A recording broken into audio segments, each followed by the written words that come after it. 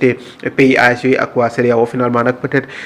mbir mi sottiwul mais gëm nañ ne ba léegi loolu lépp war a mun a nekk la parce que unité africaine aussi lu ñu war a mun a taxaw la mais également ci lu ñu war a mun a nekk la merci beaucoup à Fam merci ñu ngi koy jaajëfal lu baax di ko ziar merci beaucoup en tout cas à Mass Ndong Dame Diop aussi ñu ngi koy jaajëfal lu baax a baax di ko gërëm merci beaucoup à Pape Ibrahima Faye nee na monsieur Thioune c'est pour cela que le Sénégal doit essayer de réduire le nombre de marchands ambulants et de tchak-tchak est-ce que je dois accepter d'apprendre des métiers spécialisés ouvrir li nga xam ne rek moo di ay entreprises yu ni mel loolu je pense c'est tout à fait important et puis gëm naa ne lëkkaloo bi aussi war na ci mën a apporter lu baaxee baaxee merci beaucoup à Nar Fall di ko jaajëfal lu baax merci beaucoup à Ndoumbe Salou également Pape Ibrahima également il faut pas oublier les Européens s'il te plaît voilà donc mu ngi noonu Bassirou également merci beaucoup d'être là aji ici ñu ngi koy jaajëfal lu baax di ko ziar di ko jox wàccuwaayam Farmata Niang également j'étais persuadé que Trump allait entrer dans la danse et ça se complique davantage sur Iran bah France avec des personnes en tout cas l'Iran est toujours là faire face ak ñi nga xam ñoo di Israël mu ngi noonu Fall a jërëjëf Mansour Diédhiou également jërëjëf Samba Dieng ak merci beaucoup à Abou John Mass également merci beaucoup ñi leen di jaajëfal lu baax ci ànd bi nga xam ne aussi yéen a ngi koy wéy di ko ànd ak les programmes de Feeling Dakar TV Matar Thiam jërëjëf merci beaucoup ngi lay nuyu bu baax di la ziar di la jox sa wàccuwaay donc mën ngeen wéy gën a wéy partager bu ko defee aussi mbir mi dina gën a am solo ñu dugg nag également ci yeneen actualité judiciaire laa koy tuddee wala justement au niveau de l'Assemblée nationale parce que actualité yoo xam ne kenn ku ne mu ngi ci yëkkati li nga xam ne rek moo di kaddu mais ci dañuy dugg ci dossier judiciaire yi ak mbirum ki nga xam ne moo di Farba Ngom ndaxte xam nga ne fan yi amoon na ab contre expertise bu ñu dal di amaloon loolu contre expertise boobu nag bi mu génnee dafa xam ne rek ne Farba bu continuer di nekk ci kaso googee mën na am jafe-jafe ci wàllu wér-gu-yaramam ba sax ay avocat am dugaloon nañu ab liberté provisoire démb nag ñi nga xam ne ñoo di ay kilifa diine yu nekk foofee ci diwaanu Matam ak li ko wër daal def nañu ab ndaje di woy rek di ñaan état bi ñu gën a bàyyi xel li nga xam ne rek moo di wàllum humanisme ak yu ni mel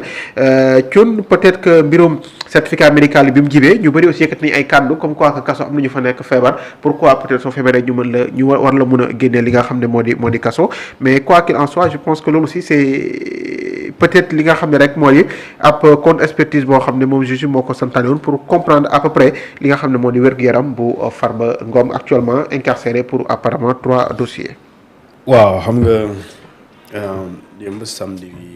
bi des soutiens de Farba Ngom ñoo initié benn manifestation benn pour ñaanal ko ñoom ci liberté ñaar pour demander jiite réew mi autorités yi wala waa justice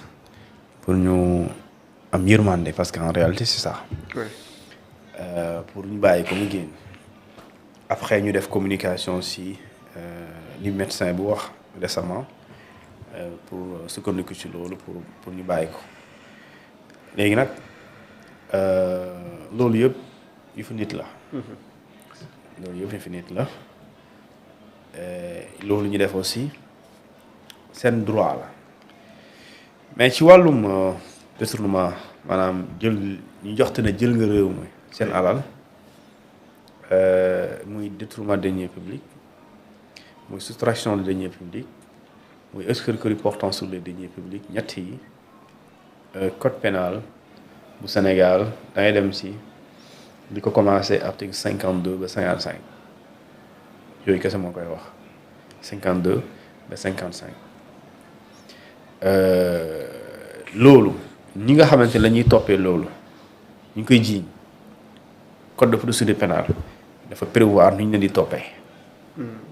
ak soo leen di topp jàppagoo ko liy dal waaj looy teg ak soo ko jàppee balaa nga ko yóbbu ci kaso bi lan nga war a def ak boo ko yóbbee ci kaso bi lan la fa war a tëddee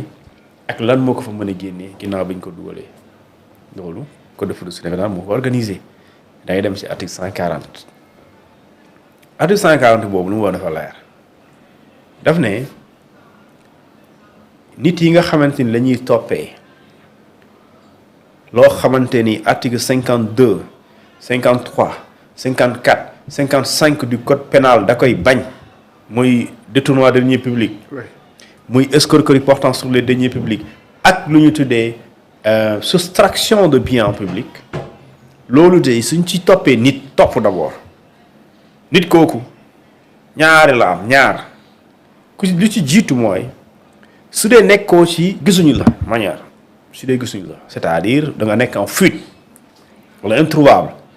lu ñu ne le mandat de dépôt le mandat d'arrêt il est obligatoire comme mën a doon deuxièmement et fin si la personne mu ngi fii ñu jàpp le mandat de dépôt il est obligatoire bu fekkente ne remboursé woo lépp lu ñu lay toppee cautionné woo lépp lu ñu lay toppee wala defuloo contestation sérieuse ñett yi la boo ci deful benn kasu nga jëm léegi bu loi bi article bu waxee loolu dafa ñëw waxaat ne ci cas bii nga xamante ni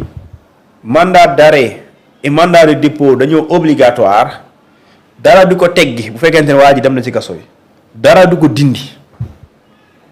bu fekkente ne waa ji gisuñ ko ñu def ko mandat d'arrêt dara du ko dindi lu dul maanaam main levée il y aura pas main levée lu dul des informations plutôt des contestations sérieuses surviennent lors de l'information ou du cautionnement intégral ou de ce qu'on appelle du remboursement intégral du montant en question lu muy tekki ci olof mooy suñ la defee mandat d'arrêt puisque obligatoire gisuñ la loolu ñu def mandat dépôt ñu dugal ci kaso bi doo génn ci kaso bi maanaam liberté provisoire doo ko am lu dul dañoo delluwaat fi ñu nekkoon mooy fi ñu la waxee ne cautionnel intégralement lu ñu lay toppee remboursel intégralement lu ñu lay toppee wala indi contestation sérieuse ñu ne ci boobaa da ngay continuer di des mënul am main levée da ngay continuer di des fin bi ñu ne il n'y a d'exception d'accord à ces cas cités aux alinéas aux deux premiers alinéas. Le premier alinéa mooy mandat d'arrêt obligatoire mandat de dépôt obligatoire si aujourd'hui cautionné woo remboursé woo contesté woo sérieusement ñu ne y a exception l'exception c'est quoi ñu ne si le juge d'accord moom dafa commettre un médecin en qualité d'expert noonu la ko waxee. c'est les mots que la loi le texte utilise si le juge commet un médecin en qualité d'expert pour mu xoolal ko wér-gu-yaram waa joo ñu téye te cautionné wu remboursé wul deful lu ñuy tuddee contestation sérieuse bu mu ko defalee bu mu ko saisiré waa jooju médecin expert ne ko kii nga wax ne ma xoolal ko yaramam bi ma xoolee résultat bi nee na son état de santé dafa incompatible ak li ñu tuddee le maintien en détention ni la ko waxee le maintien en détention si l'état de santé du détenu est incompatible avec son maintien en détention yoon nee na même ci centre hospitalier même bu dee centre hospitalier maanaam même bu dee pavé spécial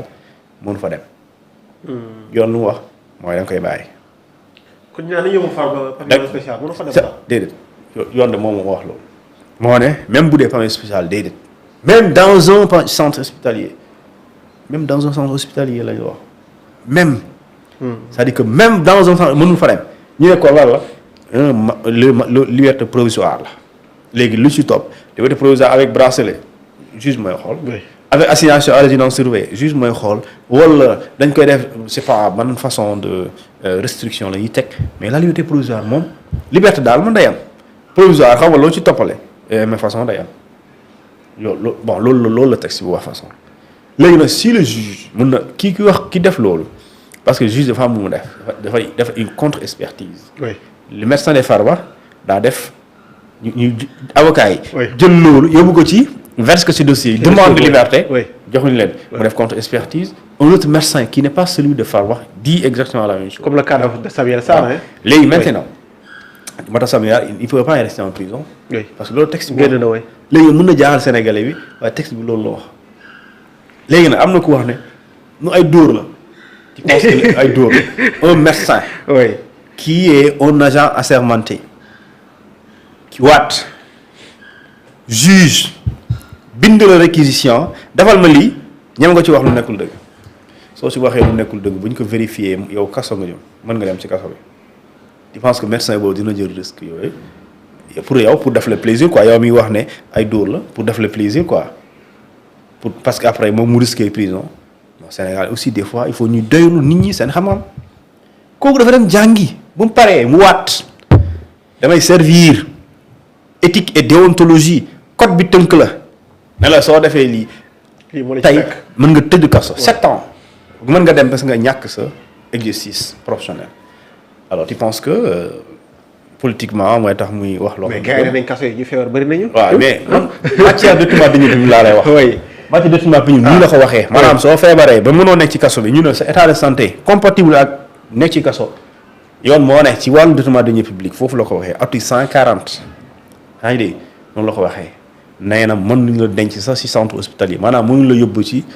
pavillon spécial. ñu ne fan la yóbbu ñu ne bàyyil jàmbur et pourtant Ismaïla Ousmane Ndoye Ibrahima Ndoye wax na leen ko te pourtant bu mu génnee wax fii ci affaire yi ni mujj yi nii yàggul doy mais wax na leen ko nee na le code de procédure pénale pour ceux qui ne le savent pas ni la ko waxee aménage mooy jagleel na donc ça c'est un traitement spécial pour ces gens-là mais loolu la may na leen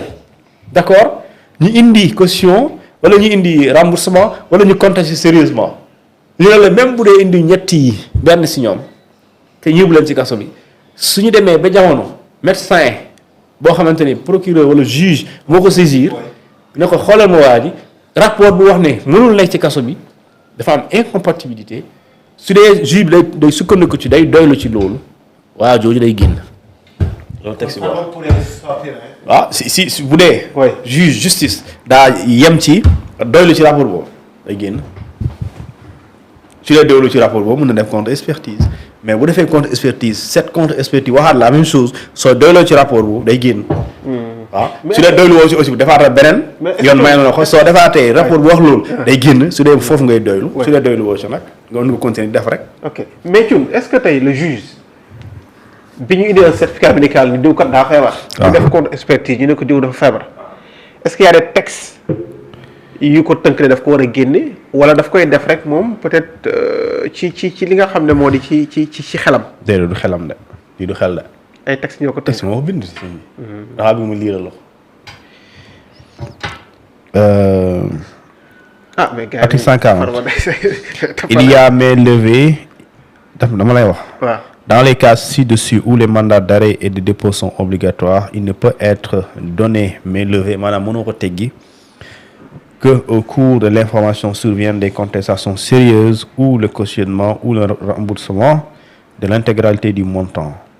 Alinéa bu mujj bi. Il n'y a d'exception aux dispositions des 2 premiers alinéas que si selon le rapport d'un médecin commis en qualité d'expert, l'état de santé du détenu est incompatible avec le maintien en détention même dans un centre hospitalier. ok leer texte moo ko bind. juge bi yore dossier Farba bii boo ko changé woon indi beneen juge lii article bi wax loolu la war a def yaa ngi dégg donc du question nit question de texte la texte moo ko wax mooy que ni bu feebaree d'accord oui. justice sant nit ki médecin bi ñu tuddee ko un médecin expert d'accord oui. su waxee ne médecin boobu bind rapport ne conclusion yi waa ji buñ ko xoolee wér-gu-yaramam àndul ak kaso su dee juge bi dafay sukkandiku ci loolu tënk ci loolu doylu ci loolu juge boobu yoon daf ko ne bàyyi ko tudd Farba Ngom tudd Ousmane Ndiaye bàyyi ko. mais loolu rek doy na la palpant quoi justement. semaine saa da nga jàpp ne dossier bi daa jeex. non ba léegi. léegi lan la dama dem instruction dafa jeexul di. jeexul ba léegi parce que lan moo tax mu génn état de santé. oui ñaata yoon lay indi liberté provisoire ñu rejeté ko. bëri na alors c'est aussi simple que ça le juge amul pour téye ko amatul pour téye ko. amatul droit téye ko loolu texte boo.